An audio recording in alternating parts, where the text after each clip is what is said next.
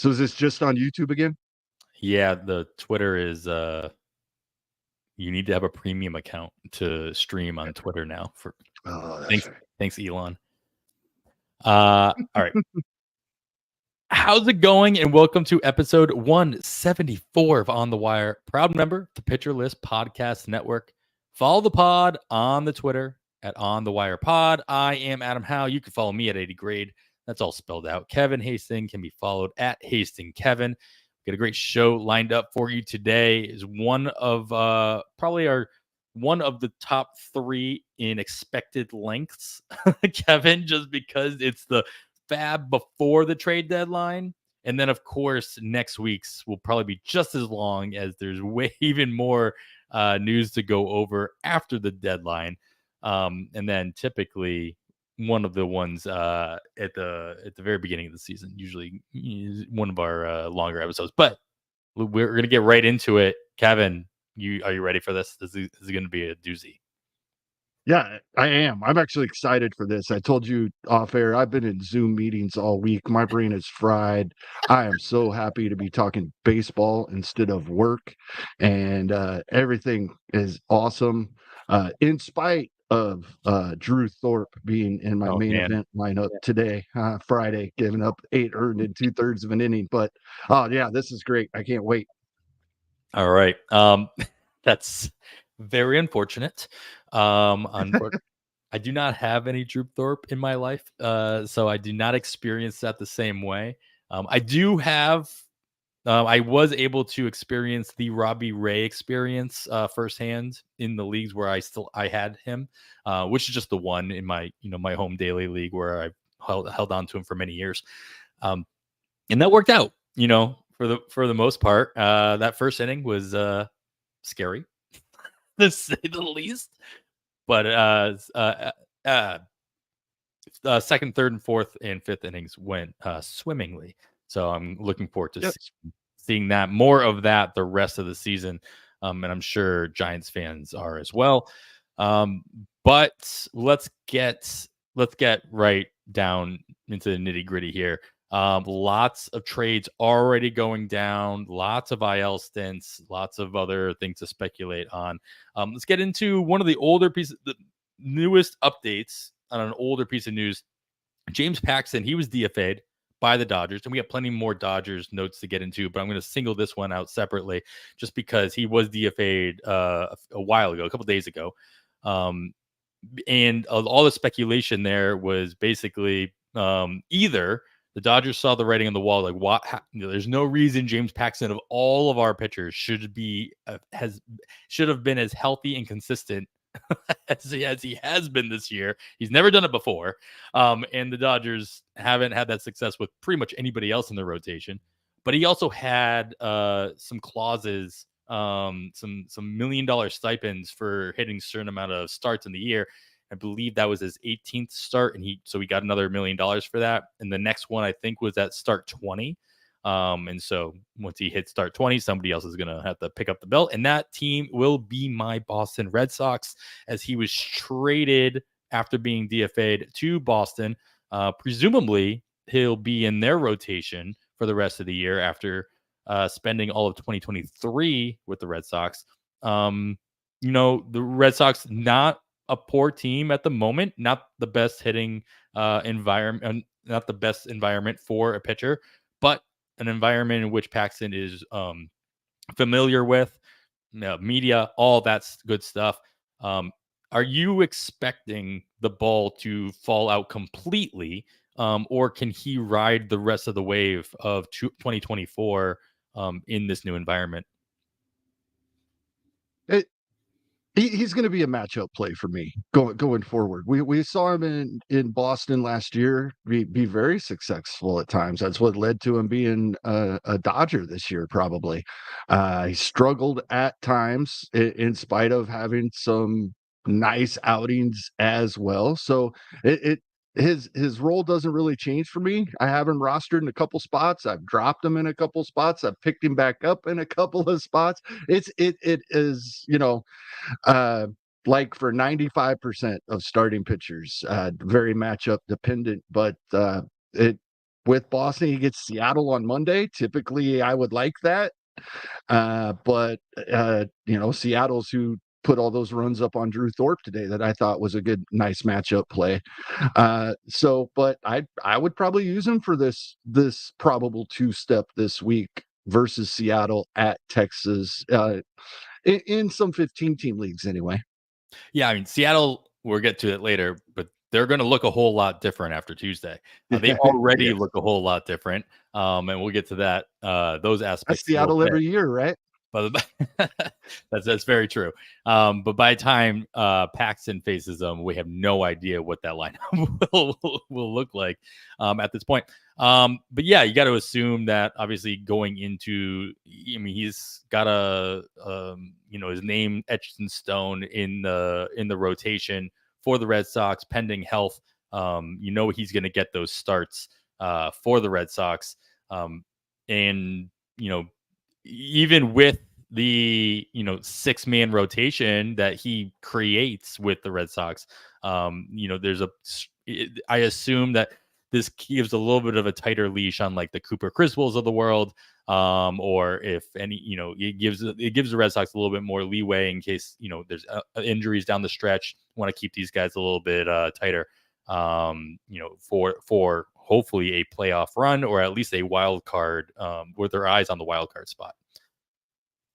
All right, so let's move right into Seattle. I didn't realize that was next on my. I wasn't even trying to segue. It was just kind of how it worked out. Lots going on with the Seattle Mariners, as you alluded to. This is par for the course around the trade deadline. They are the center of trade negotiations around this time. I'm just going to list you off all the moves so far that they have made to adjust to their roster, and then we'll go kind of bit by bit. First and foremost, the biggest one here, Randy Arozarena traded from the Tampa Bay Rays to the Seattle Mariners. Presumably will take over, left field for the Mariners for the rest of the season and beyond. He has a couple years left of control as well. So what was nice about I mentioned this right before. I love the fact that he actually spent a couple innings watching the That's Rays awesome. game before leaving with fans and just enjoying being a fan of baseball. And we kind of knew that about Randy already. Just a great personality for the sport, and so that was a great thing to see. A couple other changes in the bullpen. Actually, we'll stay in the outfield. Jonathan Clase, he was traded to the Toronto Blue Jays, so a small piece of the Seattle outfield changing hands. In return, they bring in Yimi Garcia to their bullpen, basically replacing Ryan Stanek, who was traded to the Mets in the process. So, non-trade related Seattle news and notes. JP Crawford, he's expected to be out 4 to 6 weeks with an injury of his own. And then Julio Rodriguez is going to be reevaluated as he hits the IL with an ankle injury. He'll be reevaluated in early August 1st or 2nd, depending on how that goes. And that's making me assume he'll be out for at least a little bit longer than the minimum 15 days. So all that going on. Of course, my first and foremost pressing question to you, Kevin, is Victor Robles is a leadoff hitter? That's amazing. He's leading off today. He led off today. He had already moved into the second hole for the Mariners. He's ultimately earned it. He's he's hitting the ball well. He's stealing bases. Is this a situation where you believe it? Can he hold on to this leadoff spot now that Crawford will be out for a while? He had been in the leadoff spot for a while. Can we trust that this is the fourth coming of Victor Robles in a Mariners uniform? No, but no, but yeah, no, we can't trust it because, as you said, we're probably going to see more from Seattle as things stand on Friday evening. In the leadoff spot now. That's amazing. Even if he goes back to the 2 hole, in the 5 games out of the 2 spot, he had 4 stolen bases. Mm-hmm. That's what we're after with Victor Robles. That's the only thing. Yeah. You know, and yeah, and he's six for 20, hitting 300 the 2 hole those games. So yeah, very interested in this if it sticks. Hopefully we get a little more clarity over the weekend, but we still won't be sure. As things stand right now, in leagues where I need stolen bases, Victor Robles is a target, yes, but that could change even prior to Sunday evening, and then change Definitely. again before we set our lineups on Monday, and then change again after Tuesday, and we're bailing on him, getting him out of our lineups on Friday. But Yeah. yes, I am interested right now. I mean, at the top of any lineup, no matter, you're at least you got your run. You're at Robles is going to steal bases no matter where he is in the lineup, as long as he continues to get on base. But being in the 1 or 2 hole, even with the Seattle offense being as lackluster as it had been, maybe Randy Rosarina gives some a little bit of life, or at least replaces what Julio Rodriguez could have been doing. He's going to score some runs at the top of any major league lineup. So there's something to be interested there. And I mentioned that Robles is basically replacing Crawford at the top of the lineup, but not in the field. In the field, it seems to be Dylan Moore, who has taken the everyday shortstop role, kind of moving around the diamond all season, has had regular playing time even before Crawford hit the IL. But now, as Lucas Beery said a couple weeks ago when he was on the show, shortstop not typically a position that many teams like to platoon or share time with. Does this give you any kind of confidence that Dylan Moore it becomes actually valuable? 44% rostered in the main event right now with quad position eligibility, second, third, short, and outfield here. He is a stolen base threat, but he's at the bottom of the lineup, or at least in the bottom third of the lineup. But playing every day, does that volume at least provide you with more interest than Robles for the at least for the foreseeable future, with Crawford being out at least 4 to 6 weeks? I will obviously put in the caveat that Dylan Moore, maybe volume. This is one of the situations where volume actually does more harm than good, as he's a 207 career hitter over the his 5 or 6 years in the majors. What overall thoughts on Dylan Moore in this in his what appears to be his new situation with the Mariners? Yeah, we saw this earlier in the season where he was the everyday shortstop for a little while, and he performed pretty well.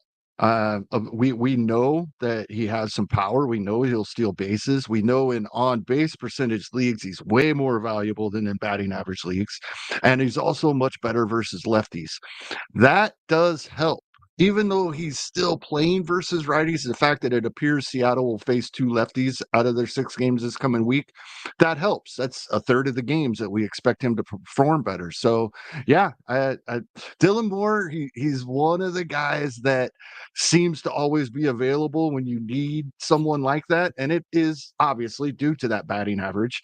And this time of year, many of our teams batting average might not matter a whole lot anymore. Either we're at the top and we have a nice foundation and we're not in danger of dropping to the glob in our leagues, or we're below that glob and probably not going to make up too much ground. We can make up ground in ratios, but if you're in that glob, that's where I avoid Dylan Moore. If you're in that batting average, that middle of most of our leagues where there's about 5 percentage points in batting Sure. average separates 6 or 7 teams, that's where I don't want him. A lot more volatility can be had when you're in that little blob, whatever you Yes. want to call it. The other name that I wanted to make sure I pointed out was John Clase, I believe. I'll say, I believe. Moving over to Toronto, not playing a whole lot while in the majors in Seattle. I mean, moving. It seems as though this is an opportunity or kind of a sign of things to come for Toronto. So I'm under the assumption we're going to see more moves of current players in Toronto being moves off, DFA'd, just plain out cut. They've already put Kiermaier on waivers. They pulled him back because nobody claimed him. So the next time they put him on waivers, I don't think they're going to be able to do that. So if and when they do that, my assumption is that Kiermaier is not going to be a on the Blue Jays. by the end of next week, which in theory could move Varsho over to the everyday center fielder. Right now, we see David Schneider, playing almost every day in left field rather than the infield. Does this give an opportunity where Clase could either at least share time in left field with Schneider, or ultimately push him back into the infield and actually be put in the spotlight by the Blue Jays? Clase, not a no-name prospect, like supposed to be like one of the fastest guys in the minor leagues when he was coming up. Has decent bat to ball skills. Is this a good opportunity this year for Class A, or is this more of a 2025 play? And in real baseball terms, it's a 2025 play, but for us in the fantasy game, this could have value the rest of the season, because I agree with everything you just said, and I expect to see more movement by Toronto, and by more movement, that's going to be some major league players being moved. That could lead to an opportunity. And yes, he could share time with Kiermaier. I agree that the Varsho is going to move back to center field on a daily basis. We may still and then when Kiermaier is put on waivers, traded, they might be able to get something for him for a contender that wants a fourth outfielder and a pinch runner. But yes, the way you explained this is what I see. The Also agree with the Davis Schneider and him could be competing for playing time even once Kiermaier's gone. But yeah, a guy like Clase, I think they're going to want to see what they have at the major league level. And if there are indeed sellers, which it appears they're going to be, it's a perfect time to do it.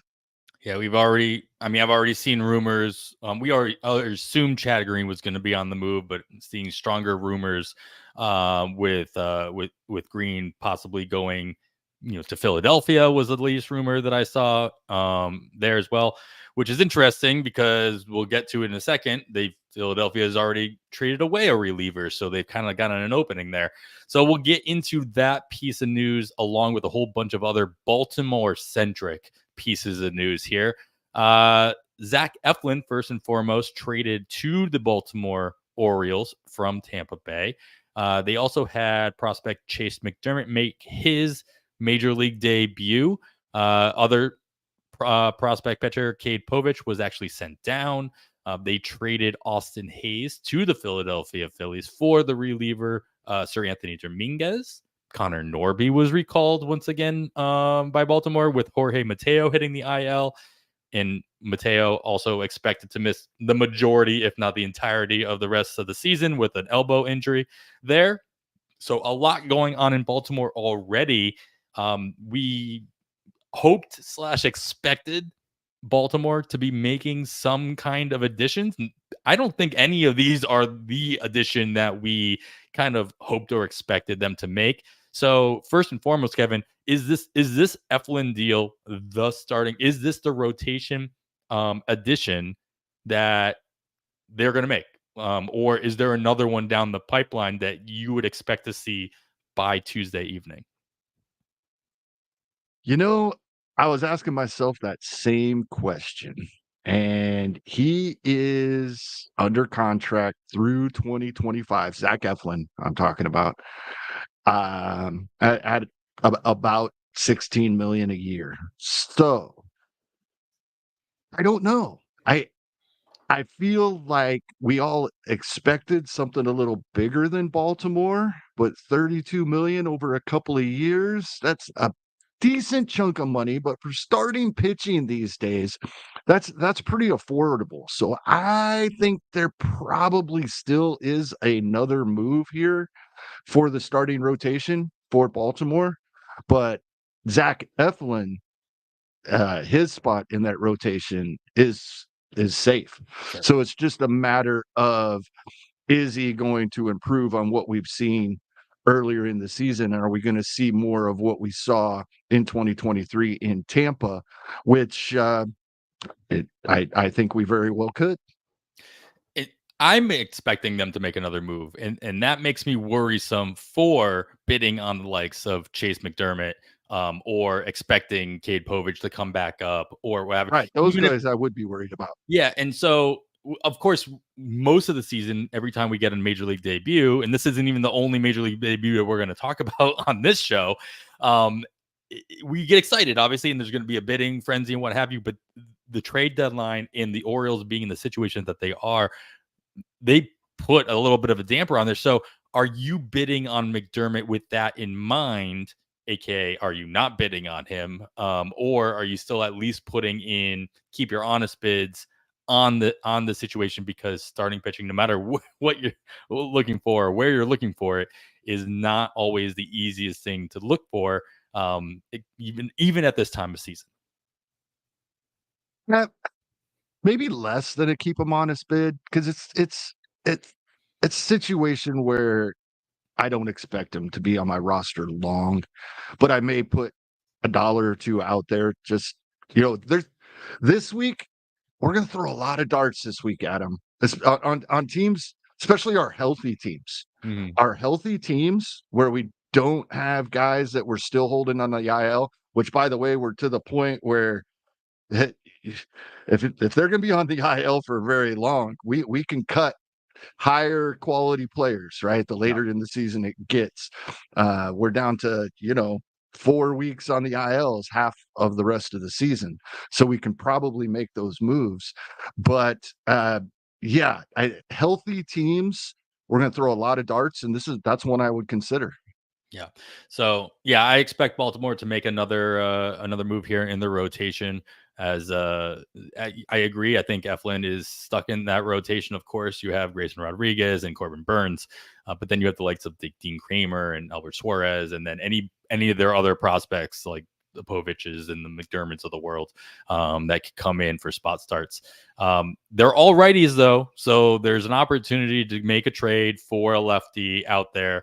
The part of me wants to see Jack Flaherty come back to Baltimore because he's on that 1-year deal with Detroit, and obviously he's pitching like an ace right now. But another right-handed arm, I'm not sure if they do want to make that kind of a move. They might be targeting a lefty just to kind of mix things up in the rotation. So we'll kind of see where they go as of Tuesday afternoon.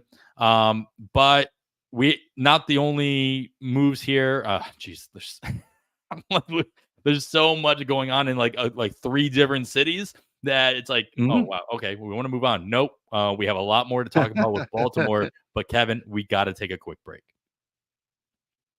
All right, sticking with Baltimore, we've got in the infield. I mentioned Connor Norby, and I think on the surface, the expectation probably was going to be that Norby was either here as a spotlight, for a future trade before Tuesday, or just coming in, not expecting what kind of playing time. But with the reason he's being called back up, with Mateo being out as long as he will be out for, do you expect Norby to be pretty much the everyday second baseman for the Orioles at least until Tuesday, if not beyond?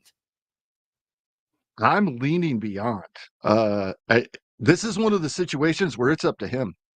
If he performs, it's his spot, at Well, least not unless until he's the Mateo. trade piece. Right.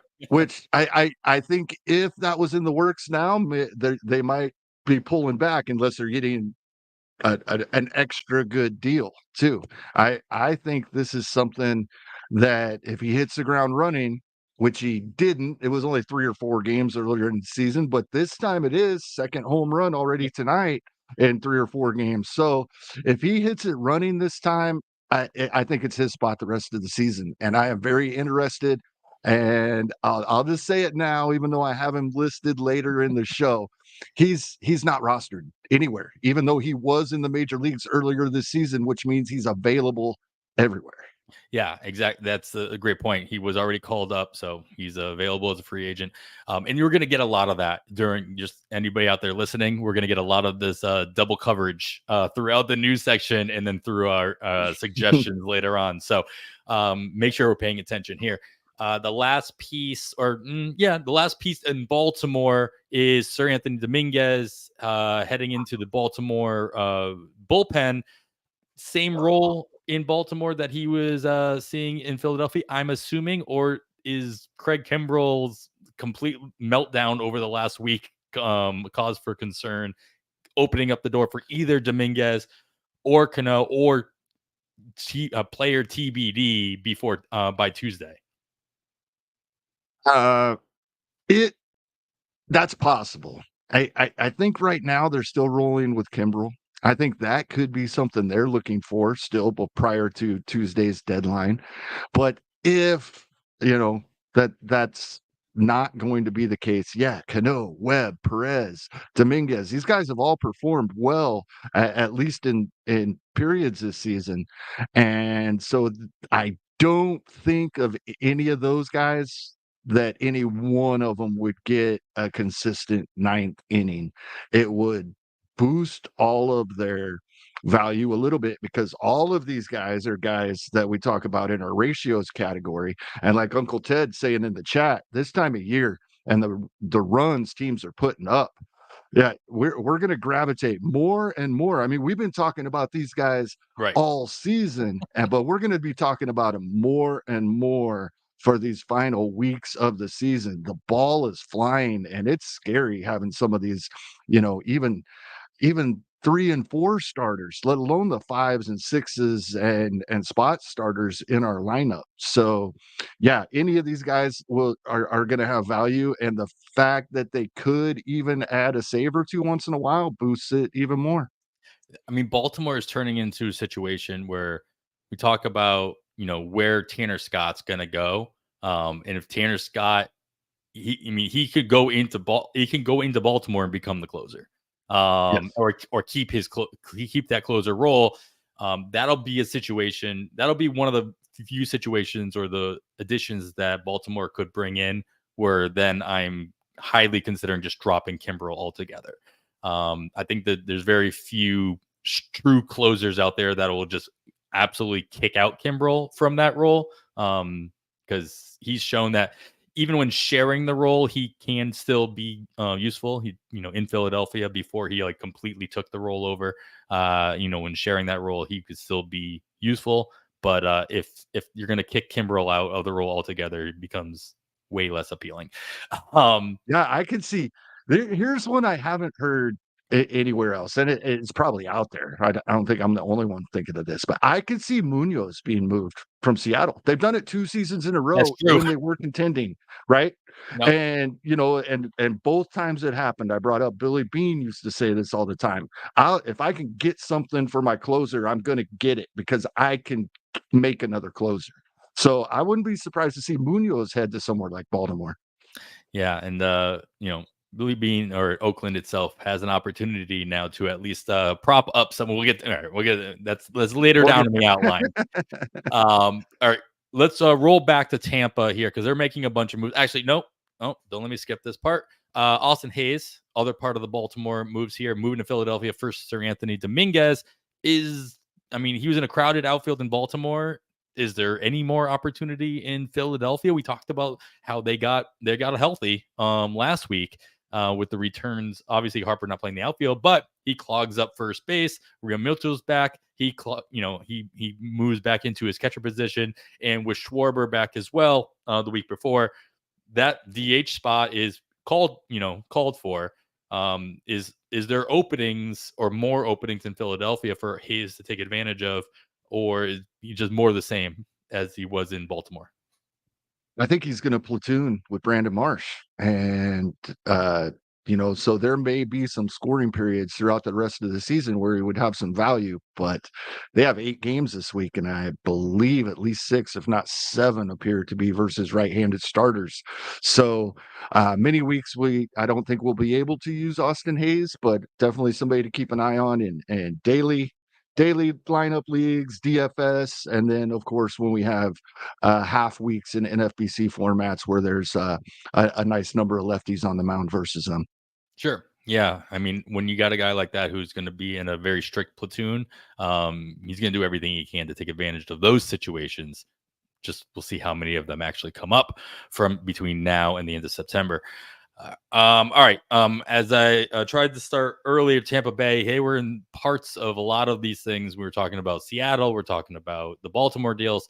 They're the ones trading away the players, but that's creating a void in their stead. So who's filling the void in Tampa Bay outfield with Randy Arozarena and in the middle of that lineup, for that matter, for Tampa Bay? That and are you actually interested? Assuming Tampa Bay is not done though, before Tuesday. Yeah, this is really intriguing to me because uh, I am not really sure what Tampa is going to do.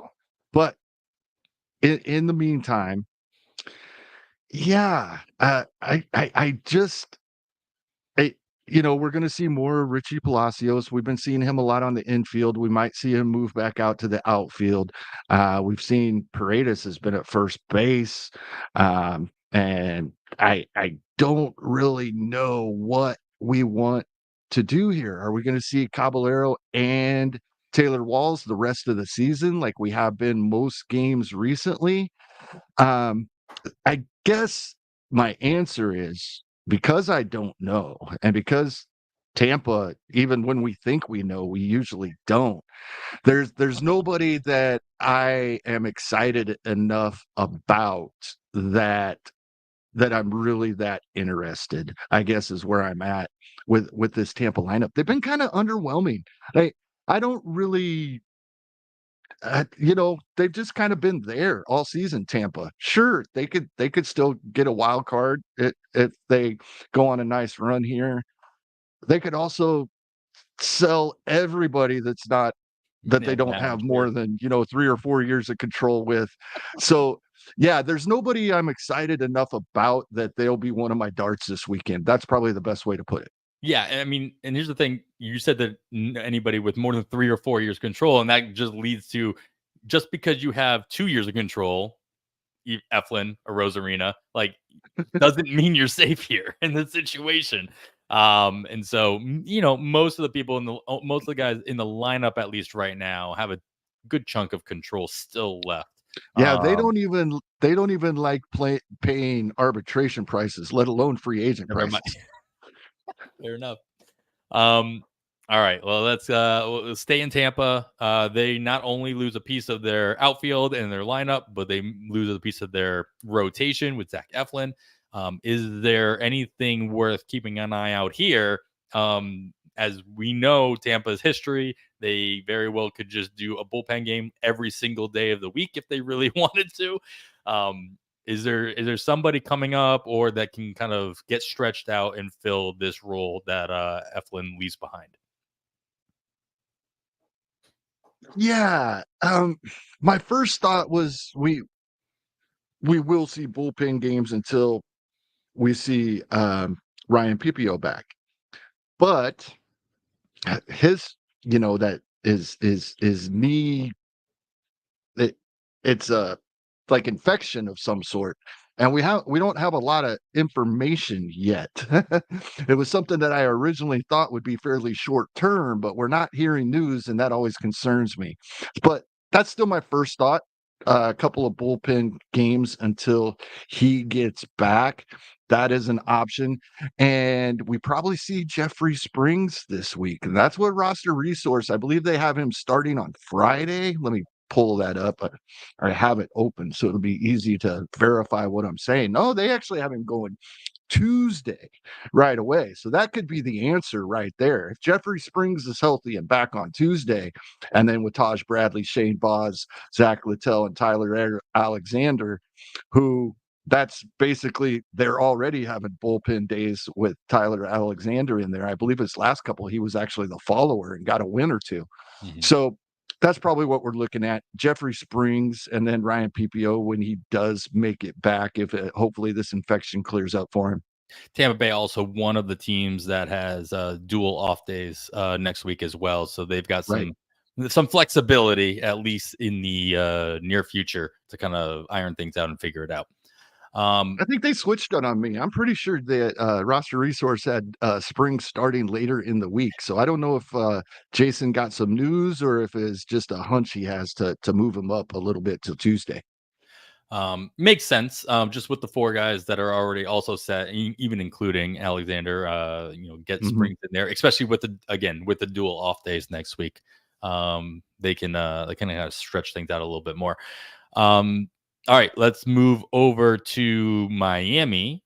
They get rid of one of their end of game relievers. This time it's AJ Puck.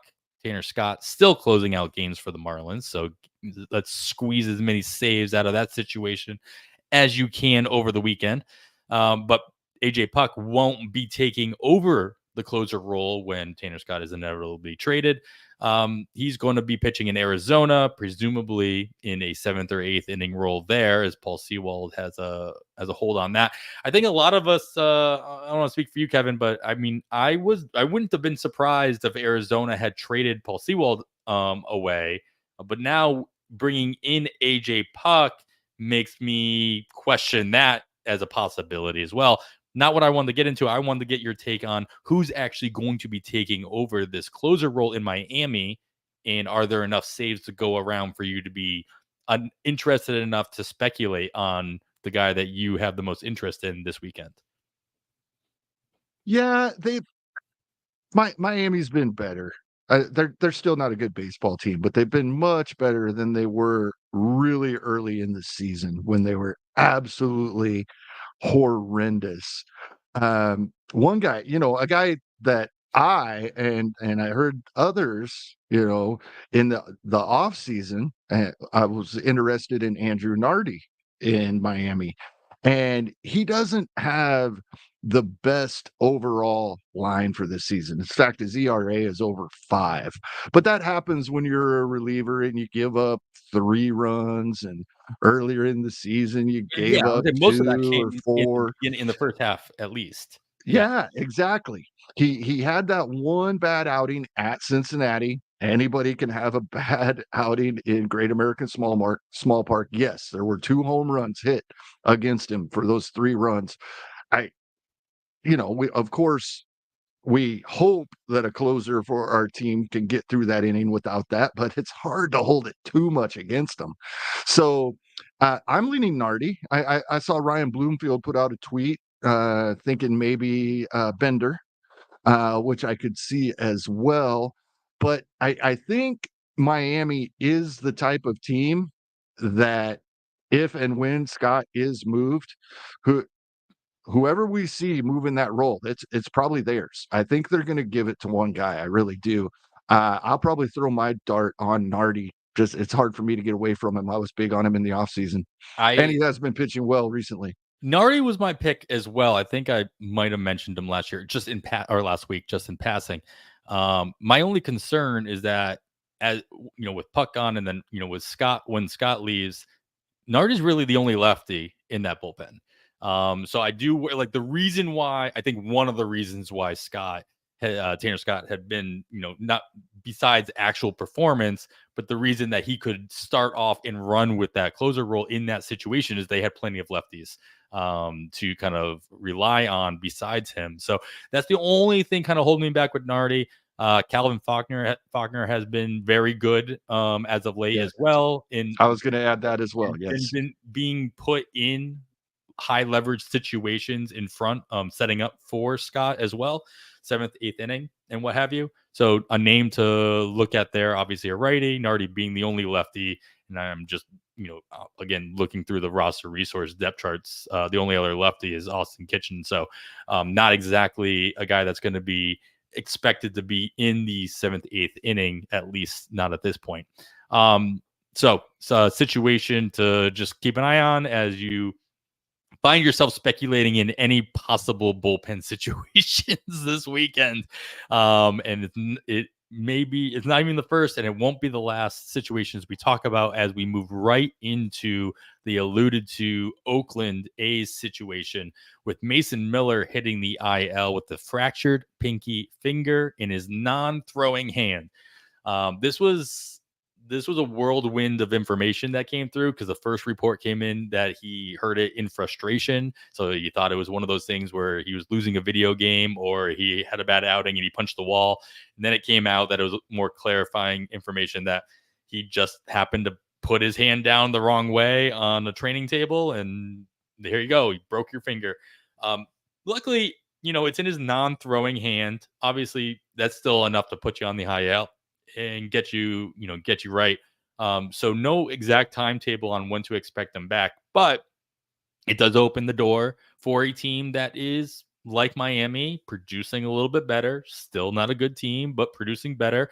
Has already presented a save opportunity, taken advantage of by Tyler Ferguson. He got the save for Oakland on Thursday, while I think mostly expected heir apparent to the closer role in Oakland, Lucas Urkeg, was worked the eighth inning. He faced the heart of the order, or the 2, 3, 4 hitters on Thursday. So, obviously possession is 9/10, right? So Ferguson got the opportunity. He got the save. We still have a couple days left of the weekend to see what happens in Oakland and see if there's any more opportunities, including tonight as we're recording on Friday night. Who are you, as of right now, if Faab had to run right now, who would you be prioritizing as if you're speculating for saves in Oakland? Again, also assuming Miller is out for any kind of extended period of time. Yes, I don't think Miller will be out for an extended period of time. In fact, I think if they do elect to trade him, that they could still get pretty much full value. I'm assuming that being on his non-throwing hand, it will be just as soon as he can tolerate the pain Sure. wearing a glove and catching the ball back from the catcher after every Tape it to pitch, his other that fingers so that he can check out he there. could be activated. Yeah. Rub some dirt on it. So I don't expect him out long. I think Lucas Urkig would be my dart. Even if I'm just hoping to get a couple of saves out of him in 1 week and then drop him again, he would be the guy that I would put a couple dollars on. I'm not going to bid much though, because I think Miller does come back unless they do still trade him. But in the meantime, yeah, I think that it was the situation because it was the heart of the order. I think it might have been different if they were in another portion of the lineup and Tyler Ferguson might have been in the game before Urkeg on Thursday evening. As you said, this is something we're gonna have to really watch over the weekend. Yeah, I mean, that makes me even more worried then if that actually ends up being true. It makes me more worried for the situation where if they're not going to just give it to somebody. Obviously Miller's a different breed and you give him that role. But if either one of these guys or anybody else isn't going to just take the job, um, I mean, yeah, we always say, a closer on a bad team is still a closer and they'll still get saves. But if there's not a set closer on not a very good team, it's a situation that I would rather just avoid. But this is not the weekend to avoid those speculations. So you pick one and put the other one right behind them and see what happens over the next week. All right. So staying in Oakland here, they had some changes to their rotation. Hogan Harris got sent down to AAA. Alex Wood officially out for the rest of the season after having shoulder surgery the other day. Paul Blackburn, though, does return to the A's rotation, and he's starting right now. I haven't seen how he's been doing, but he's scheduled to start on Friday versus the Angels. He should get, assuming all goes well enough, he should get his next start against the other LA-based team, the Dodgers, at home next week. So due to that and being on the A's, should there be any interest in Blackburn being returned for this week?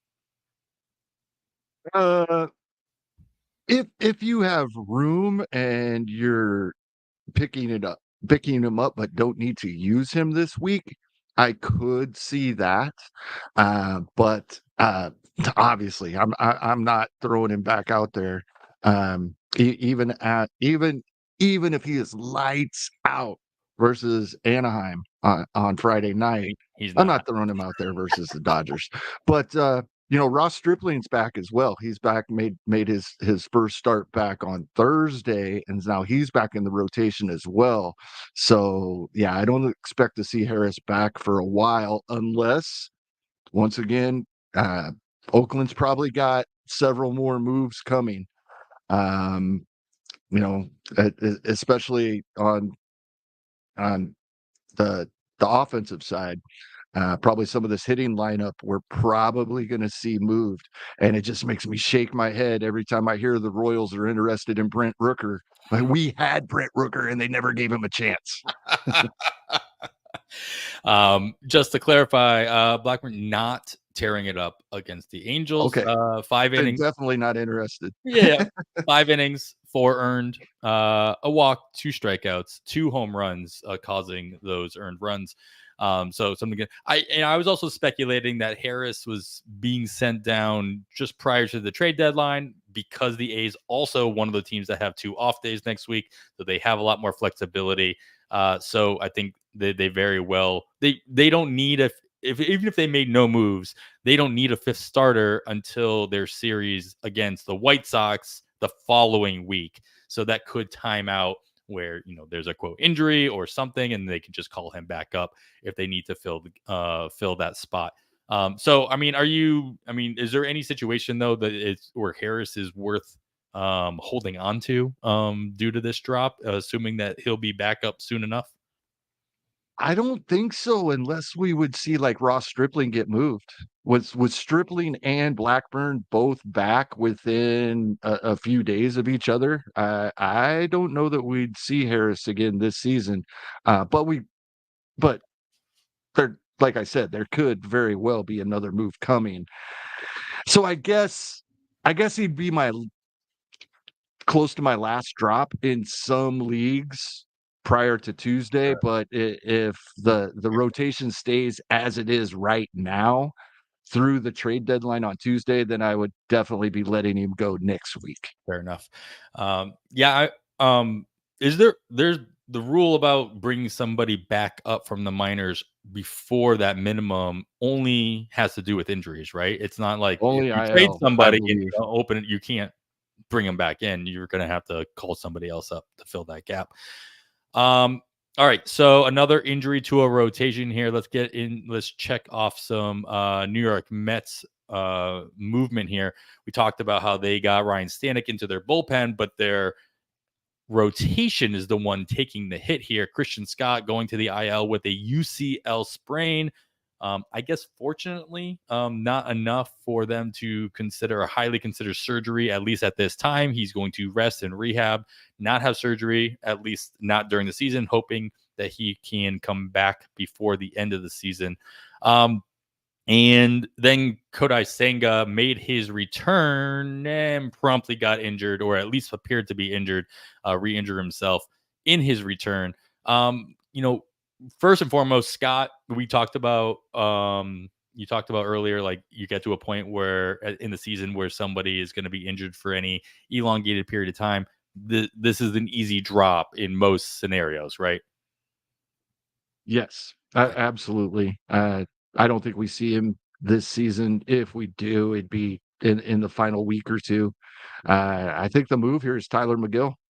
We're going to see him on Saturday versus Atlanta, and it's Atlanta, so I don't want him in my lineup for that start.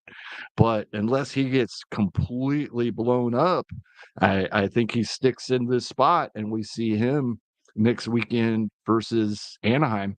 I mean, roster resource already has us seeing him next weekend and the Mets sticking with a 6-man rotation. That's with Senga in it, not knowing the extent of Senga's injury yet. Even if he's injured, I don't think that we know much yet for sure. That would just move McGill up a day because they have an off day Thursday. So I think we see him next weekend at Anaheim, who we just talked about. It isn't going as well as we might hope, but it's not a lineup that scares me. So McGill's somebody I'm interested in this week. I know he got sent down. I know he had some rough starts. He had some very good starts as well. So versus a team like the Angels, I'll be bidding on Tyler McGill this weekend. Yeah, and I'm very curious to see what the Mets end up doing if Senga is actually injured enough to like miss any more time, especially leading up right to the trade deadline. It seemed as though Senga coming back was their trade, right? Right. Was the trade that they were going to make for their rotation. If that doesn't stick, they still have a couple days to kind of figure it out, figure out the direction they're going to go. All right, we got a couple more things to get into, and we're a little late on this, so I'm going to go right into our next break. We'll be right back. All right, we're back. Well, let's keep going down the line, Kevin. Lots more to talk about. I think that was the last trade. Yeah, I think that's the last official trade that we have to talk about. But still, lots of injuries, a lot of speculation to get through. Let's go into Milwaukee. They are going to be without Christian Yelich for a little bit. He hits the IL with more back issues, which is not anything too new with Yelich. He did not seem too pleased with the results or with how he felt. Though he has said he is not planning on having surgery this season. Off-season surgery is an option. It's on the table right now, but he plans on coming back before the end of the season. But just like our conversation with Christian Scott being an easy drop because we just don't know how much time he's going to miss, even in his role in your lineups, is Yelich at a point where he's just an easy drop for you in most scenarios? Probably, unfortunately, he was having such a nice season, and we knew about the back issues, and I think this is one of those situations where Uh, we got a lot more from Christian Yelich than what we Right. had to pay for him in draft season. We take it House and we money. let him Yep. go, even if he does come back a little sooner than we think. I don't think we're going to see the performance that we've seen early in the season. We've seen this from him in the past. Even when he comes back, when it's been back issues, it usually takes him a while to get wound up again and back to performing the way we like to see Christian Yelich perform. It's not on that. This only made me think of this because it's Christian Yelich. We're talking about offensive guys who we're not sure how long they're going to take to come back. But are we at a point in the season where we're worried for the Kyle Tuckers of the world, who apparently is just trying to come back from a bruise or from a contusion, and we keep getting reports that he is not where he wants to be. He's not where the Astros want him to be. And how much longer are you waiting to finally cut bait on Kyle Tucker? Starling Marte also comes to mind, though we've gotten a little bit more information from him. He might actually be back sooner than Tucker at this point. At what point in the season are we? This is a first round pick. Obviously, we know what Tucker can do, but if he's never going to play, it's what it seems like. How much do you have to weigh? All of a sudden, we get a magic, being come through and make him healthy, and he's back next week. Versus he may not be here until mid-September. Tucker's really tough because I just said earlier, if you're going to be out half of the rest of the season, it's going to be really tough to hold on to somebody. But Tucker was giving us first round value. MVP, yeah, yeah, Uh, yeah, right up yeah. there.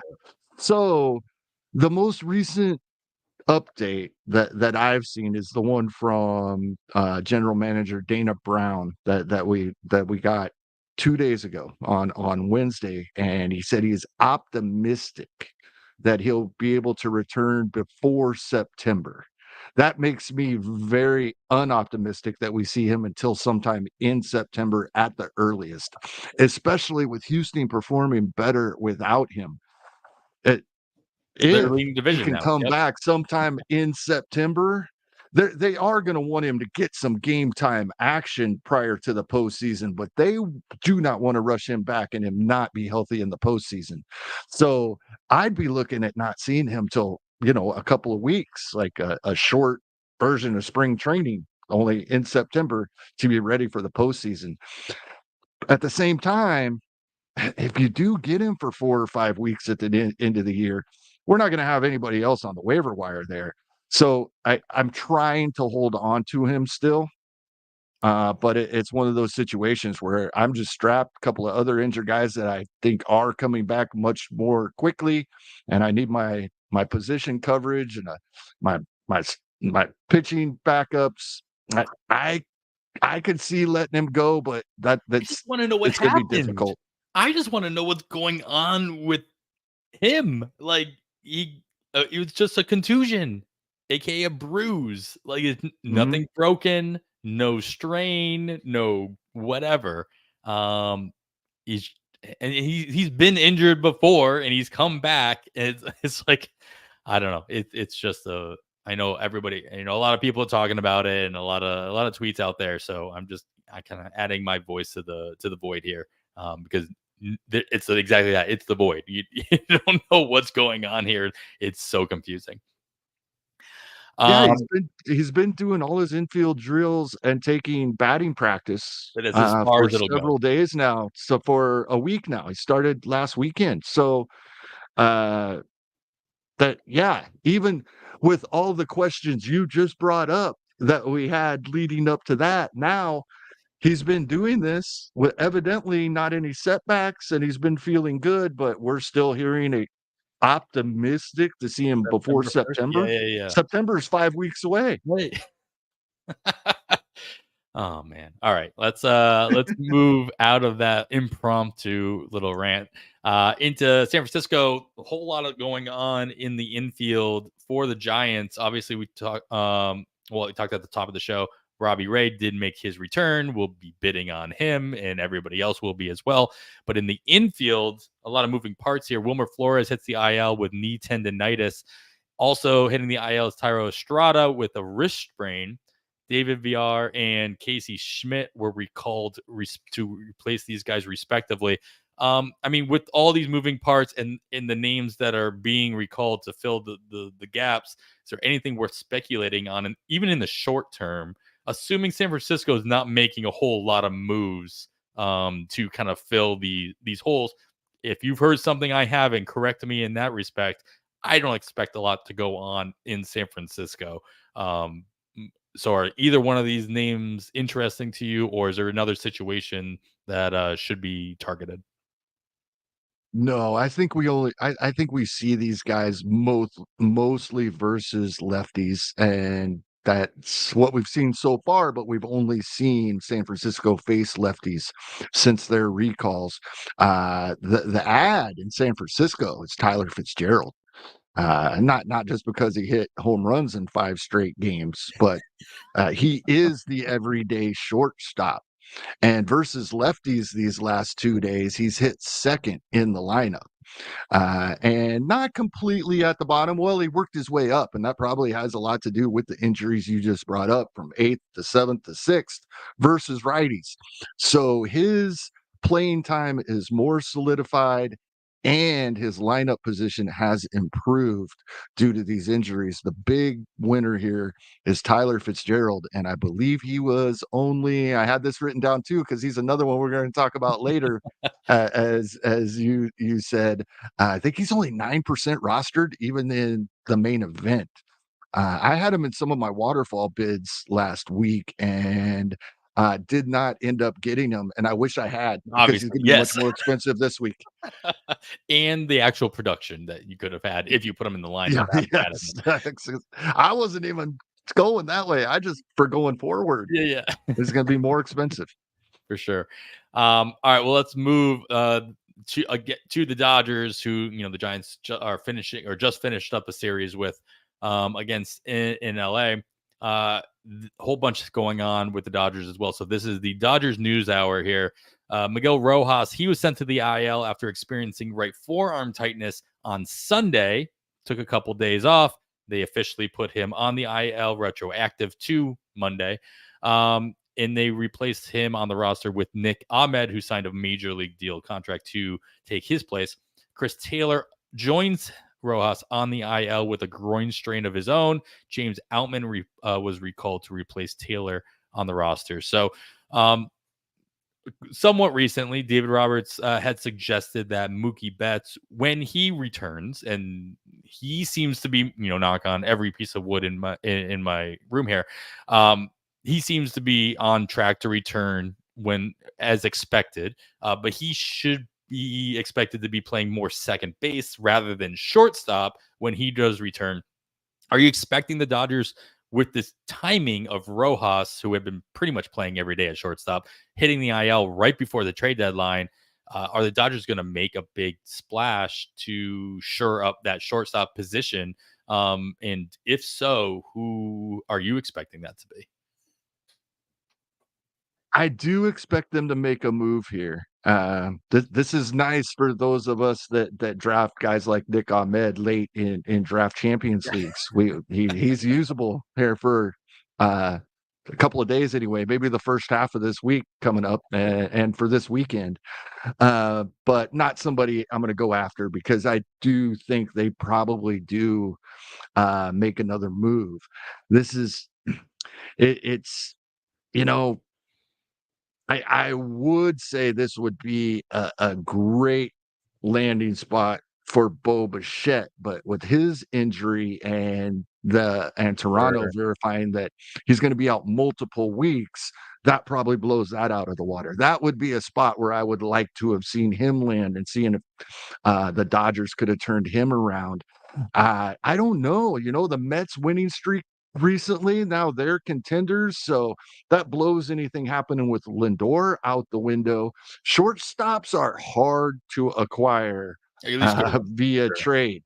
All right. For the same reason teams don't platoon them that you and Lucas talked about. Right. They're foundations of the entire team, not just the infield. But I do expect the Dodgers to try to get somebody. I think the name that always gets connected to this situation is Willie Adames, but with Milwaukee, Yeah. doing Why would they well, let him go? why would they do that? Exactly. That's the So problem. That's it'll the be problem with so many teams still being in it, right? that None of too. those teams are going to let their shortstop go. Go. At least not the good ones. All right. So there's situations to, I mean, this could be a situation that could, I don't know. There could be a situation with Baltimore where we have all the, instead of trading, trading a shortstop eligible player, obviously not Gunnar Henderson, but like a Right. shortstop eligible player from there, and then calling up some of their minor leaguers, or seeing like, I don't know that the Dodgers want to be trading for a prospect to get put into an everyday role unless they knew that they were ready, and those aren't the type of also not the type of players that get traded as well. Yeah. So There could be something that shocks us here. Like, whoa, can't believe he got moved. mhm. Because the Dodgers do have pieces to go out and overspend for players. All right. Well, the other name in here I thought was interesting, besides Nick Ahmed being available for at least the next couple days. James Outman recalled, gets another stint in L.A. Is there more room for him to grow and play with this stint for the Dodgers, even with the trade deadline looming? Do you have any expectations, Outman sticking a little bit longer? Well, he might stick, but he's not playing yet. Yeah. Uh, Once again, being called up on Thursday did not play, but not Friday either. That they're facing a left-handed starter on Friday, so that could be the reason. So it's something we definitely have to watch over the weekend. There's once again the Dodgers could bring in more outfielders as well. So unfortunately, and he showed us a couple of flashes earlier in the season. Um, James Outman, I was really big on him in the offseason. We talked about him multiple times in draft season. I liked Outman coming into the year. It's been disappointing, and disappointing enough that I don't think we're going to see him much. I don't think they want to count on him down the stretch. Yeah, fair enough. The other pieces that's happening that are moving around in Dodgerland, their rotation is seeing a lot of changes. Glass now return, Kershaw return. River Ryan makes his MLB debut. This is the other debut that I alluded to earlier.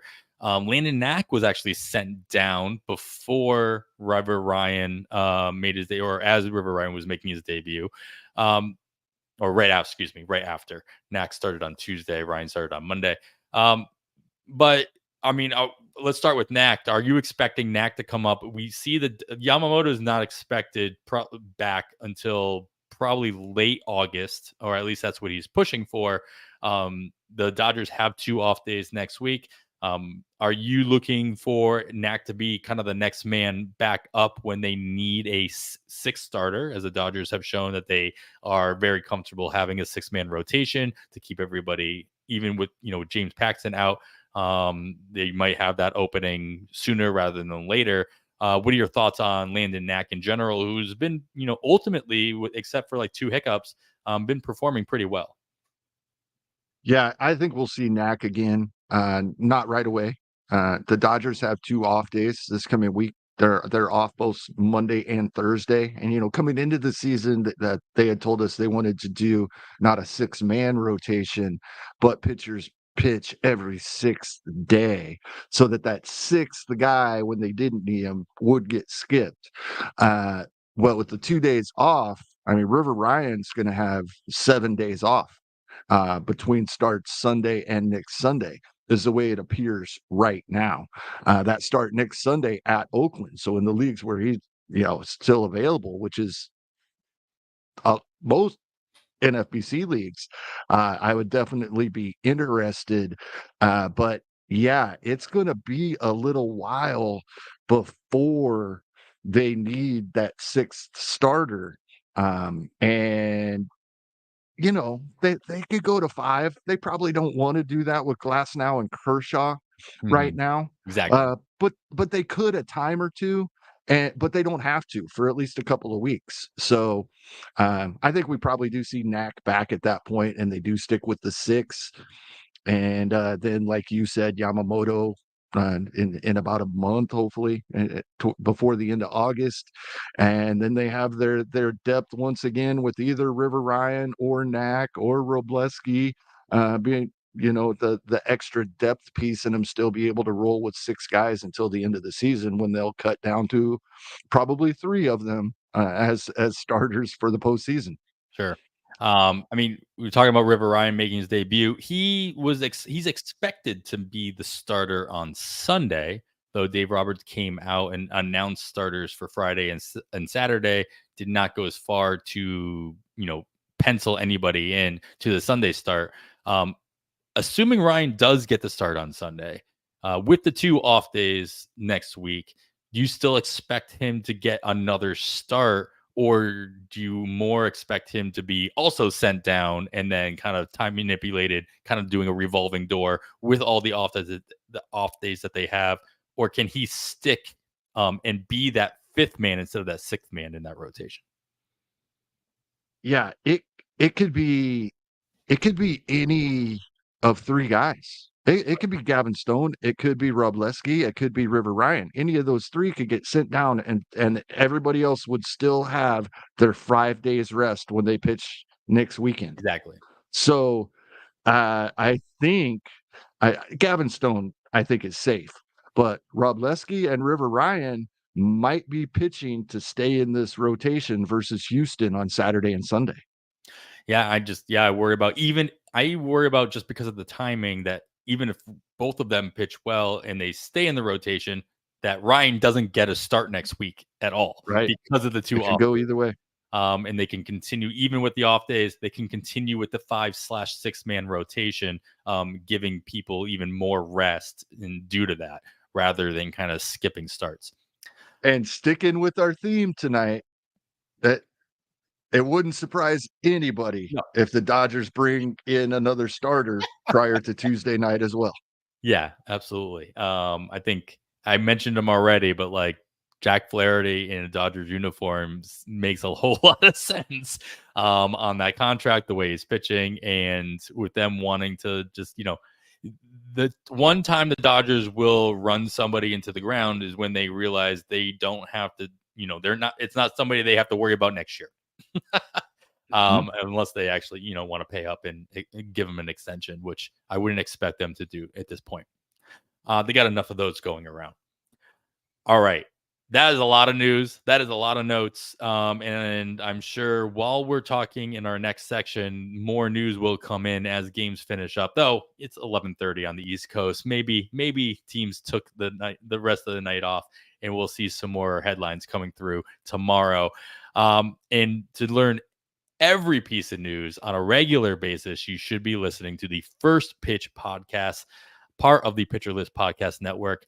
That's going out daily every day with Casey Bubba on the weekdays and Jake Crumpler on the weekends. They break down all the news, highlights, and observations from every day's worth of games, as well as looking ahead at each slate to keep you up to date with everything you need to know to win your fantasy leagues down the stretch. Nick Pollack has you covered with the Plus Pitch podcast every weekday when it comes to highlights of every starting pitching performance from the day prior and looking ahead at streamer options for the next day's slate. We're going to get into our recommendations for Faab, all the speculations, all the actual production that we expect. And we're going to do that after this break. All right, Kevin. Not saying that this is going to go faster than normal, but there is a lot of, like I said earlier, there's a lot of double dipping here. So a lot of the reasons you make your moves in this particular Fab weekend is because of the moves the Major League Baseball teams make, whether it's replacing guys in injury or speculating on trades that they have speculating on trades that they've already made and what's going to happen due to that, or speculating on trades they haven't made yet, so that you can spend a little bit less money this weekend and not have to spend up next weekend. So we're still going to do this category by category, give a little bit more color on some of the guys that we've already mentioned, of course, but power, what's out there, who are you speculating on, and where can we get a couple home runs this coming week? We already talked about Tyler Fitzgerald a little bit, and yes, 9% rostered in main events, 0% in online championships. And the one thing that could keep his price down just a little bit is that San Francisco has the 5-game week coming up. That is a little unfortunate. So probably not using him the first half in FBC leagues, but get him in my lineup next weekend after grabbing him this Sunday. No, I'm not basing this on the 5 straight games with the home run. He's somebody I was actually interested in at the end of last season. We saw him get a little more than a cup of coffee, and he performed pretty well in streaks. And I remember talking to Casey Bubba about it. He's a big San Francisco Giants fan, and he wanted to see a lot more of Tyler Fitzgerald in the lineup. I expect that he's probably very happy with this playing time that he's getting, and it's not just the power. He's a power speed guy, I believe. Without pulling it up, I believe he was a 2029 guy at AAA last season, and it was like 460 plate appearances. So he's got the speed as well. And as we were talking about with the Dodgers and other situations, everyday shortstop usually solidifies your playing time. Sure. I mean, with all the other speculations that are going to be happening this weekend, and the fact that he has the 2 off days, like this, very well, you talked about Fitzgerald going to cost more this weekend than he would have last weekend if you had won him in some of your waterfall bids. And that very well may be true, but I don't know that it'll be to the extent that kind of you alluded to. We're not talking triple digits. We're not talking like 20, No, 25% of your budget. Maybe instead of spending 5% of your budget, you're spending 10% of your budget, just due to the fact of the schedule, the other speculations that people will be going on. So I think it's going to mean it's going to depend more on where you put him in your waterfall bids. If he's at the top of your waterfall bids, I think you're got a good chance of grabbing him.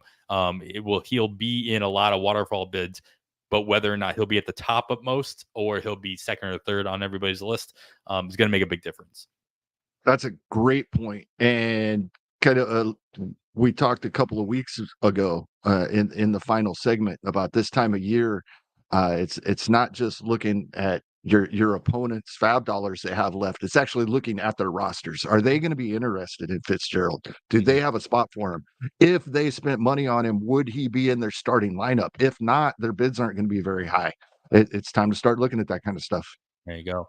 Well, you got Fitzgerald in the power category, though you talked about his option for adding a little bit of speed as well.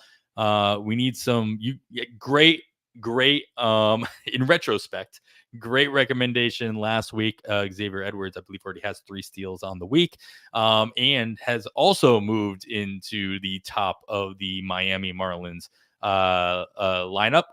Some of the speculation things we haven't really talked about is the fact that Jazz Chisholm could be on the move for the Marlins, opening up that top of the lineup spot. Edwards is doing everything he possibly can to at least apply for the job. So great shout out to you on that recommendation last week. So give me somebody just as good for this week in the stolen base and runs category, Kevin. No pressure. Oh, this makes this one really iffy for me, because I have Pete Crow Armstrong here, and we've talked about him throughout the season. And this is one of those guys, 100% rostered in 15-team main events, only 28% in 12-team online championships. So he's in that big drop off when we add 15 outfielders to starting lineups by adding 3 teams. So he's definitely in that next 15 after the 12 Sure. teamers. But he has not performed well recently. The Cubs lineup as a whole hasn't. I would be a little worried with the possibility of Cody Bellinger being back as soon as this weekend sometime. However, the other left-handed bat in the Cubs lineup, in the Cubs outfield, is Michael Talkman, and both of these guys are like 0 for the week, right? Neither one is performing right now. Pete Crow Armstrong, and the rare occurrence that he does get on base, is still stealing bases. So I think when this lineup turns it around, at some point they do. Yeah, they've been on this dry spell for 5 or 6 games offensively. I mean, as a team, they've kind of been sliding a little longer than that. But offensively, this has been a horrible week for the Cubs. I hope that continues through the weekend, since they are playing the Kansas City Royals. But I think After that, Armstrong's playing time is safe, right? I think he's safe. This, if the Cubs do indeed, and we were told that Jed Hoyer said, unless we have an amazing winning streak right out of the All-Star break, we're probably selling, or at least not buying. A team like that will play Pete Crow Armstrong over Michael Talkman down the stretch if they are indeed not making a run for the postseason. They'll give the young guy the chance. you have to assume if Bellinger does come back as early as this weekend, as you alluded to, he gets traded right on Tuesday. If that's Possibly. the point, so that reopens that the playing time he takes Because he said away. on the road trip, which is this weekend, and then the first series of next week, right? So he's saying, yeah, we want him back before the deadline. Yep. Exactly. So, again, just an opportunity for them to at least put a spotlight on him, show him, hey, we're confident he's healthy enough to take him off the IL. You should be confident enough to trade for him. So there's that option as well. Uncle Ted has an interesting player I was looking at earlier today as well. Weston Wilson, 19 home runs and 15 steals at AAA so far this season. And Uncle Ted said he thinks he's going to get a full run like Fitzgerald. So that's a good one to think about as well. I was That's looking at him earlier. nice. All right, we got some opportunities to consider here. Let's go. There is, obviously, the whole bunch of opportunities can change with the trade deadline on Tuesday, but the schedule should at least be taking into consideration here with a few, just a handful of teams with at least 7 games. First and foremost, Baltimore has the 8-game week with the doubleheader on Monday and no off days. Toronto gets the luxury of having 7 games because they have the doubleheader on Monday against Baltimore, but they do have their off day on Thursday. Kansas City, Atlanta, Chicago Cubs, and St. Louis round out the other teams with a straight 7-game work week. Another 5 teams have 5 games for next week. We talked about pretty much every single one of them already, but I'll list them off here. Tampa Bay, Oakland, the Dodgers, San Diego, and San Francisco all have off days on Monday and Thursday. Cleveland and Detroit have 6 games, but they have a weird off day on Wednesday with their 2-day games.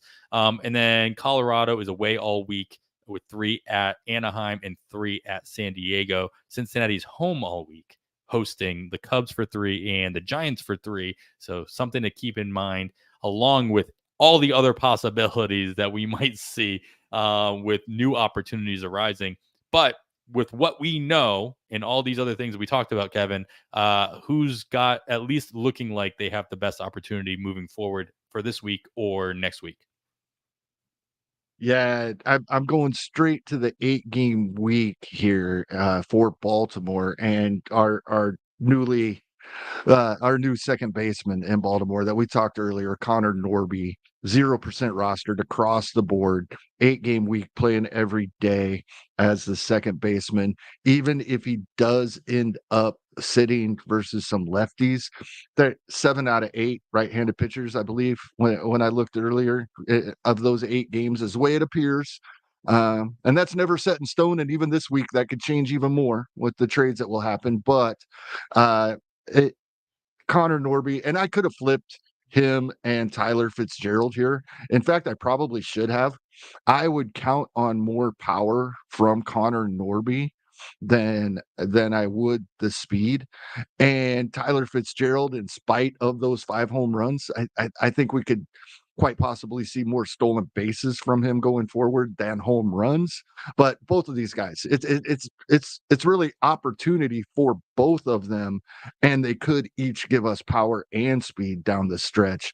But Norby, I would think, is going to be the top target for many teams this weekend, including me in leagues where I haven't made that, my one big bid yet. We're down to where it's time to make it. Even if there's a player you're waiting on, how much are they going to help you if they don't come up until the last 4 weeks of the season? Right. This is a guy that I'm going to be going after this week.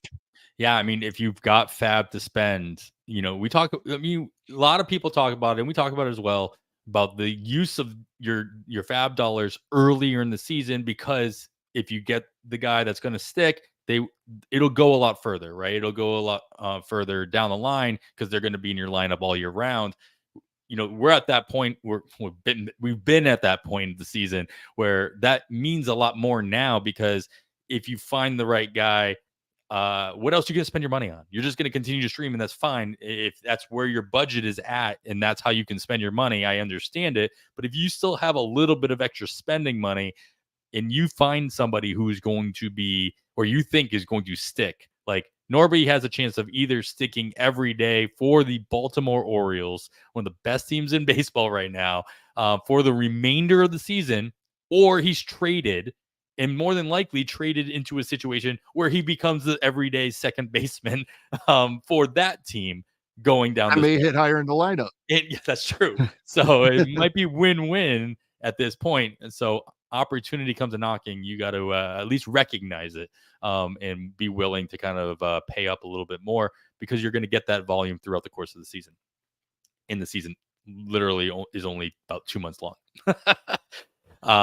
All right, we got a lot of good hitting options, plus everybody we talked about in the news and notes section as well. We got some pitchers to talk about, and we're going to do that after this next break. All right, Kevin, let's get right into wins and strikeouts, our volume plays for our pitchers here. Once again, there's going to be other options to speculate on, as we kind of speculate on guys moving into roles, taking starts away from other players throughout the course of the week. But from what we do know as of right now, who might you be targeting for that volume play for this coming week?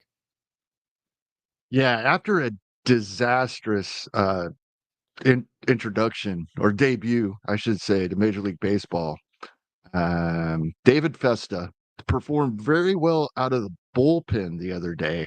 7 strikeouts in a little over 4 innings, I'm gonna, I'm coming gonna, in I'm as gonna, a follower. I'm gonna cut you What's out. that? I know he was the follower, but who is it? Okert that started. He got 1 out, and when I saw Fester was going to be the follower, I'm like, oh, that's great. He can be put into a position for a win. And then I saw that like he had came in after just 1 out in the first time. I'm like, does that count?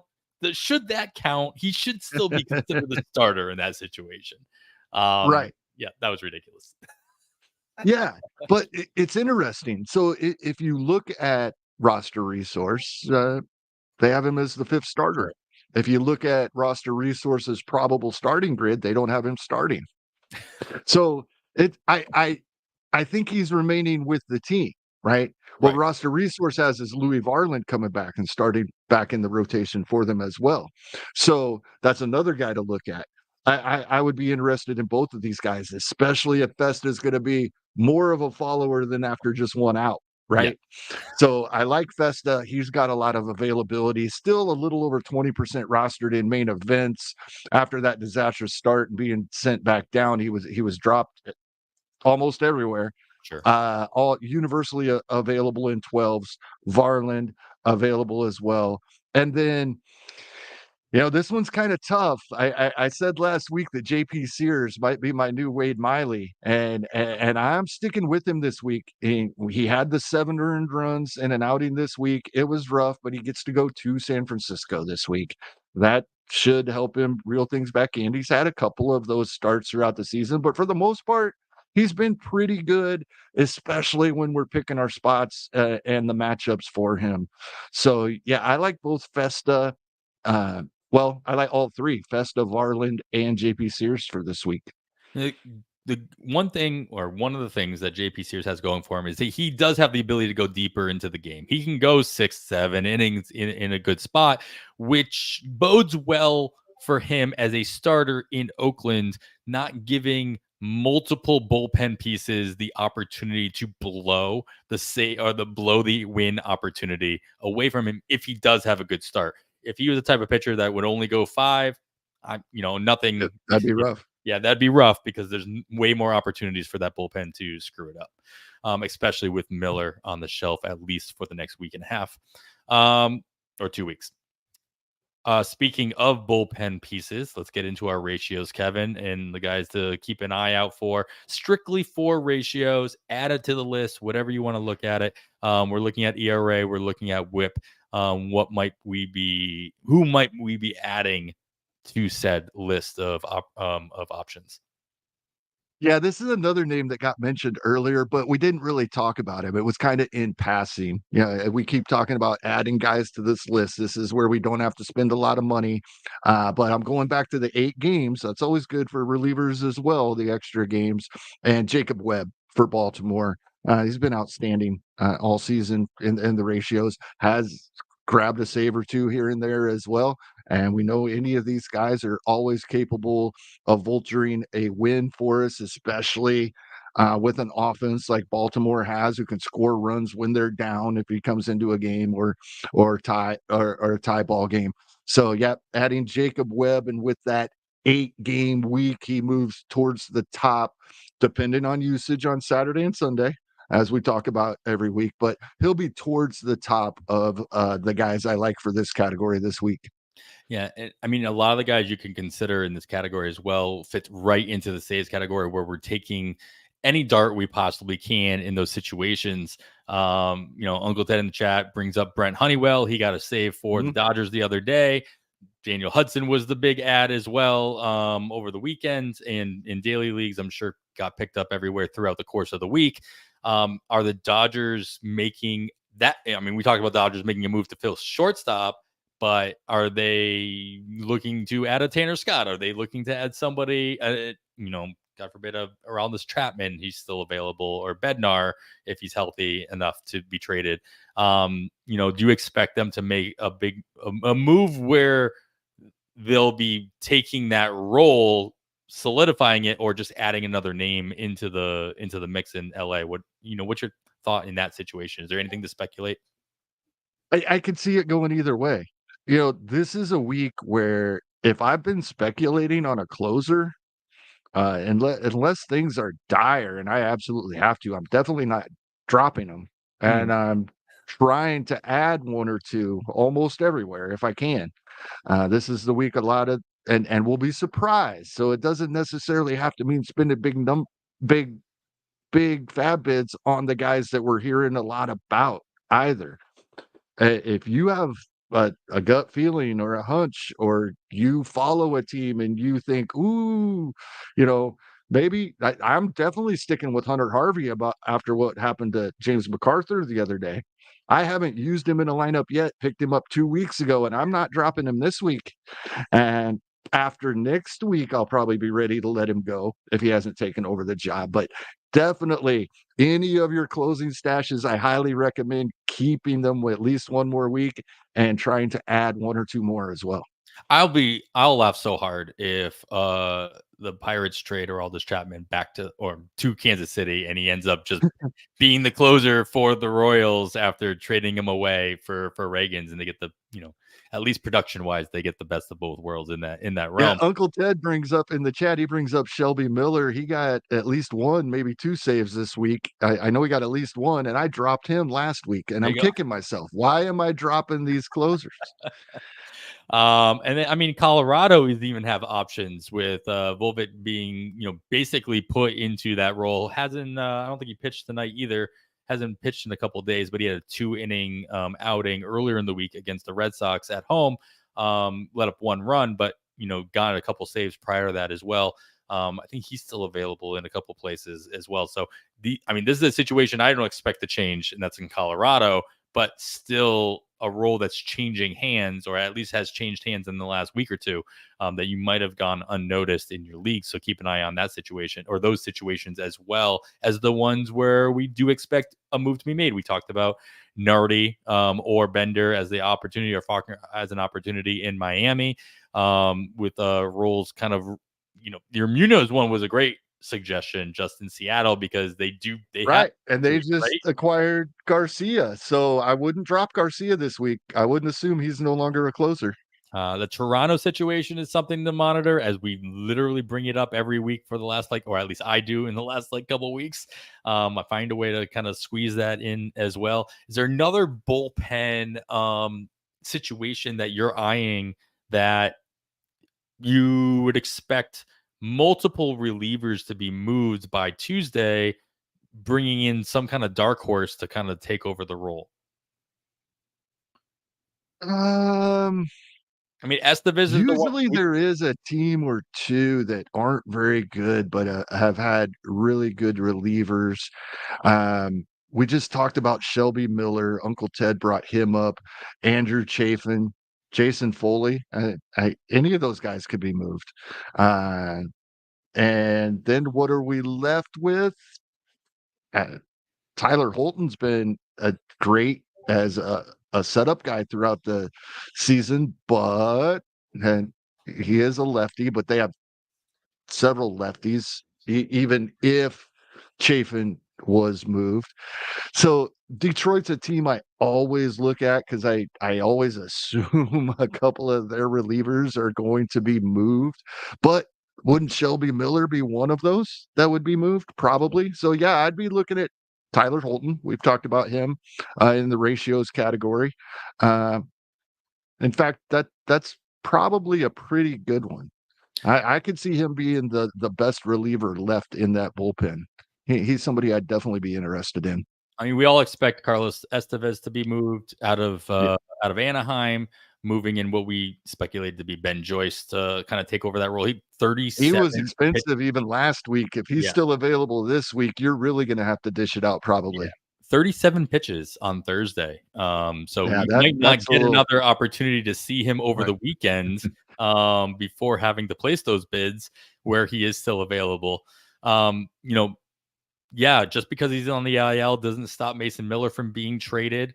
Also not going to put anything past just putting Tyler Ferguson or Luis Urquez on the block and giving them the weekend to each get a save or 2, possibly, just to put them in the spotlight as well. So there might be somebody you might be speculating on those 2 guys, and they might be both gone. Like who's to say the situation in Oakland? So I also expect for Kyle Finnegan to still be moved.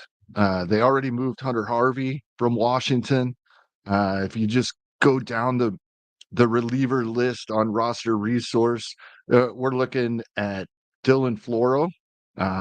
We've seen him in the ninth good inning experience, yeah. in the past, not a lot, but we have. Um, so there might be some speculation here in Washington. Tanner Rainey, But I don't expect Kyle Finnegan to be Washington National on Wednesday. With the Rangers not producing the way you would expect, a World Series champion to perform the following year, Kirby Yates, is he, a possibility to move along? Then moving either David Robinson in addition to that, Jose Leclerc, I believe, is also in the final year of his control. I feel like there's some opportunity in Texas to take advantage of these short contracts and restock, refurbish, if you will, for the following year. I feel like there could be a lot of speculation happening in Texas as well. Do you have this? Do you get the same feeling in that situation? Or do you think Texas, because they are coming off of such a successful prior season, they're like they can't possibly kind of just like pack it in at the end of July? I think since even though they are 6 games back in the wild card, they're only 3.5 back in the division. Mhm. So But they've I got I 2 teams I to jump over, right? right. Yeah. But Seattle is going the wrong way fast. 2-8 over the last 10 until they put those 8 runs up on Drew Thorpe today. Uh, uh, but they've been going the wrong way fast, and Texas has gained a couple of games on Houston in the past week or so. So yeah, Houston was 10 games back about a month and a half ago, and now Okay. they have Yep. the lead in the division. So you would think that they would continue to pull away here, but it's really hard for a defending World Series champion 3.5 games back with 2 months to go in the season to sell.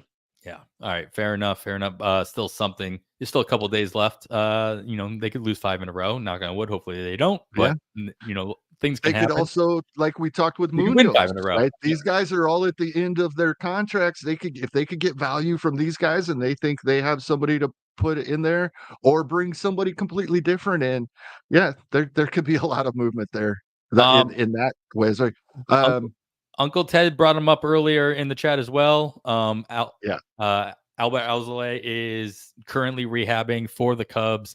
And we all know what Hector Neris can do and cannot do at certain times. I know they just got back. I think Julian Merriweather just came back as well. He was speculated as a possible opportunity toward the end of the games, at least by our own Rick Graham.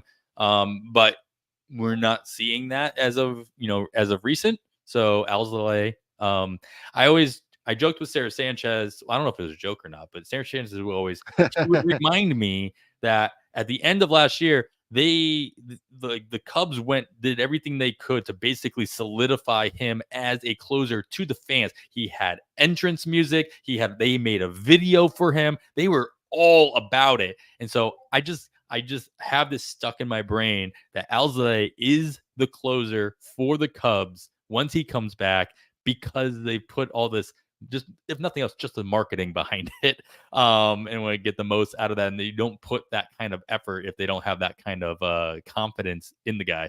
I don't know how you feel about Alzolay in that way, and I'm grasping at straws maybe a little bit because I roster Alzolay in a couple places, and I like to see it happen. I'm not sure how many opportunities the Cubs are going to be giving anybody after the deadline passes, but situation to if he's still available, he's as good of a stash as anybody else in these situations as well. yeah, absolutely. Because yes, as Uncle Ted said, Hector Neris has not been good. We could see Alzolay. Either of the guys, even Hector Neris, as bad as he's been, might get them something. As we talked earlier, the Cubs are probably selling here. If Neris is gone, if Alzolay comes back healthy or is appears to be healthy enough that they could move him. He's getting close to 30 years old as well. This is a very veteran bullpen here. The problem is, I think if all of that happened, we'd all be running out to add Mark Leiter Jr. Yeah. And in spite of the fact that he's 33 years old, he's just entering his arbitration. And you talk about that quite often. We don't want to let him get a lot of saves, especially the way the Cubs have been spending their money over the past couple of years. He would be my choice, but I don't think he's even in my waterfalls. I don't think they let him get a single save. Yeah, there you go. Colin Holderman, also a name that, very popular name to keep an eye on for as expected. We expect David Bednar to be traded every single year by the Pirates. So maybe this is the year that finally happens, or maybe it's just par It for the would course. surprise me this year because Yeah, now they look close, right? Especially with their starting pitching. I think they want Bednar for these guys going forward. I would think. there you go. Chapman still expected, even as the only lefty in that bullpen, really, at least only Mhm. one that they're going to put in toward the end of games. Still expect him to be moved as well, though. And so it'd be one of those things where if you see Bednar get traded before Chapman, I'd be going to add Holderman before I added Chapman in that situation. Yeah, just going down the list here, man. I'm just like this. I talked about, I thought Paul Sewell might be somebody worth moving. I do not see that happening now, as they kind of shore up that bullpen in Arizona. Victor Vodnik, the closer in Colorado, for whatever that is actually worth to you, he's there. And that's probably not changing after Tuesday. And I mean, that's really it. I mean, I heard some people speculating that Camilo Duvall could possibly be moved. I don't see that happening. If for no other, I mean, he's so much control still there. I believe he actually hasn't even hit arbitration yet. So even with all the saves under his belt, not really going to affect that contract, at least not next year, probably not until the following year. But I'm always willing to speculate on Ryan Walker, because Yes. in all the reasons we've given, all the other times we talked about him as well. But he wouldn't be near the top of any of my reliever waterfall bids that I might have going on this week. I mean, that's as you look through any kind of a list of teams and divisions, the National League West is always the last, so that's the end of the list here. Is there any situations that I might have missed that you've been eyeballing or kind of popped up in your head? No, you brought up the Arizona situation with them only being a game and a half back and already adding a reliever. That probably sets them. That's San Francisco you brought up as well. 6 games back in the wild card. That's kind of on the bubble, especially with as many teams as there are right at their level or ahead of them. So they could go either way, but I agree. I don't think they're going to move the ball. So yeah, I don't see a whole lot here because um yeah, I'm not, I don't think I'll be interested in a Rockies closer, even if they would move a guy or two. Yeah. All right. Well, that's a lot of closer speculation talk. So hopefully we left a little bit left for the wild card section, Kevin. Anybody else that didn't fit into any speculation of situations based on the trade deadline? The trade deadline also brings not only new opportunities for players moving into new teams, but the voids can also create opportunities for prospects coming up, even for the first time. And we're the next kind of like quote deadline that we're going to start seeing is the deadline where the top prospects come up, where they at the end of August, where they're still going to keep their rookie eligibility for 2025. So that can be a different speculation episode for sure. But things to keep in mind here as well. Any other wild card situations that you might be enough to speculate on with the trade deadline this coming up this week rather than waiting until the aftermath? I I almost and this is kind of funny. I saw a tweet from Vlad Sedler that he added him in a couple of spots last week, and I almost did. I looked at him in a couple of leagues, and I did not end up even putting him in my waterfalls. And so far, that was the right call because we saw Connor Norby instead. But if Norby falters or they think they can use him somewhere else, I still think we're going to see Jackson Holiday again before the end of the season. And we've seen a lot of guys like him, especially as young as he is, perform so much better the second time around.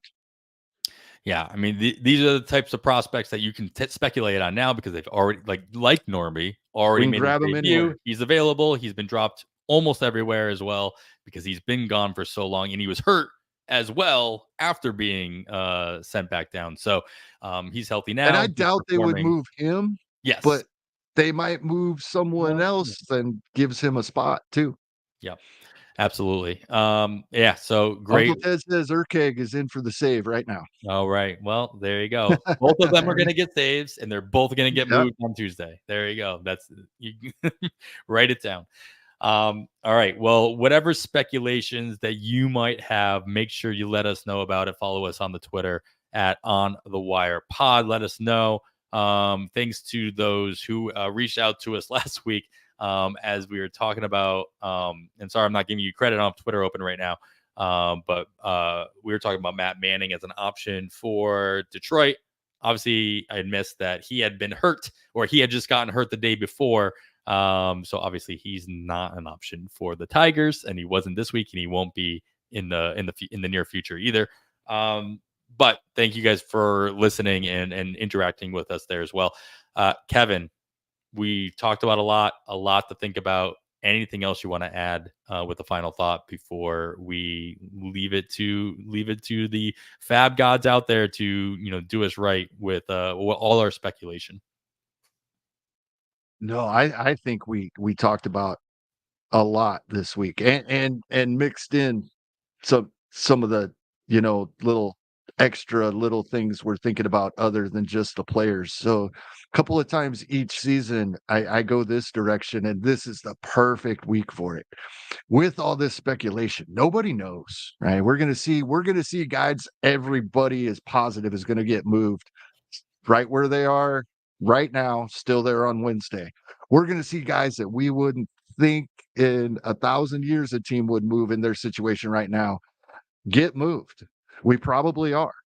Uh, so have fun, enjoy it, right? Enjoy the games this weekend, enjoy the moves, enjoy having the Passans notifications turned on. If you turned them off after draft season, you better get them back on after the winter meetings. Get them back on for this week, next 4 or 5 days, and enjoy this. Have fun, make your dart throws. But I think since most of my moves, other than like Connor Norby, maybe uh, David Festa, if he's available, where if he got dropped in leagues where I didn't grab him, I'll be interested. Most of my moves this week are going to be dart throws. That means kind of like we talk with our ratios guys, right? Make them long waterfalls and drop all the prices. Just be happy with whoever you end up, and you'll end up with somebody if you make them long enough. Just be And happy you'll that be you win. so upset if the Knicks guy in your waterfall's the guy that the move works out for on Tuesday. But that's what's going to make it fun. That's what I'm talking about. Let's enjoy this. And then hopefully your bids are so long that the guy you didn't win, nobody won, and then you can Right. end up for him next week. Exactly. Save money this week so you can spend it next week. All right. Well, with all of that in mind and everything else that you have going on, thanks for joining us. That's going to wrap it up for episode 174 of On the Wire. You could follow myself on the Twitter at 80grade. That's all spelled out. Kevin is at Hastings Kevin. Of course, follow the pod itself at On the Wire Pod. They're all that. I am Adam Howe. On behalf of Kevin Hastings, thanks for listening, and we bid you goodbye.